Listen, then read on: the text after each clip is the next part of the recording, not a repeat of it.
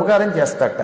శుక్రవారం నాడు భ్రమరాంబాదేవి దర్శనం చేయటం చాలా గొప్ప అని చెప్పాడు అనుకోండి. మార్గశిర మాసంలో అమ్మవారి దర్శనం శుక్రవారం నాడు చేసుకోవడం కంటే గొప్ప అదృష్టం మరొకట్లేదుట. ఇది స్వయంగా కాళికా పురాణంలో చెప్పారు. ఉత్తరోధుల్లో కంటే మార్గశిర మాసంలో భ్రమరాంబాదేవిని శుక్రవారం నాడు దర్శనం చేసుకుంటే చాలా అదృష్టం. ఇది మార్గశిర మాసం, కృష్ణపక్షం. చూసారా, మీరందరూ యోగం వల్ల ఇక్కడికి వచ్చారు. ఇదనమాట మీకు యోగం అంటున్నాను నేను.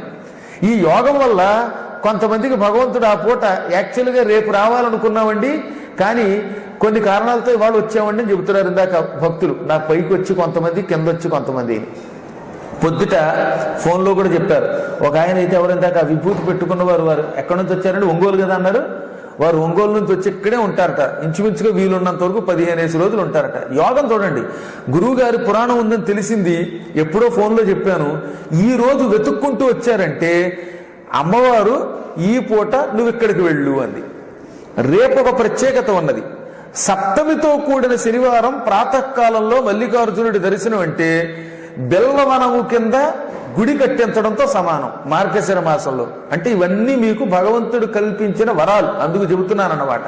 ఈ యోగాలన్నీ ఎవరికి పరమాత్ముడు ఎప్పుడు అనుగ్రహించాలో అప్పుడు ఇస్తాడు. ఎప్పుడు ఇస్తట? ఎవరినైనా మనం భక్తితో గురువుగా భావించి ఆయనని సేవిస్తే, నమ్మితే ఆయన వెంట మనకి తెలియకుండానే పడతాం. ఆయనే తీసుకుపోతాడు. అన్నిటికంటే గురుభక్తి గొప్పది అన్నమాట.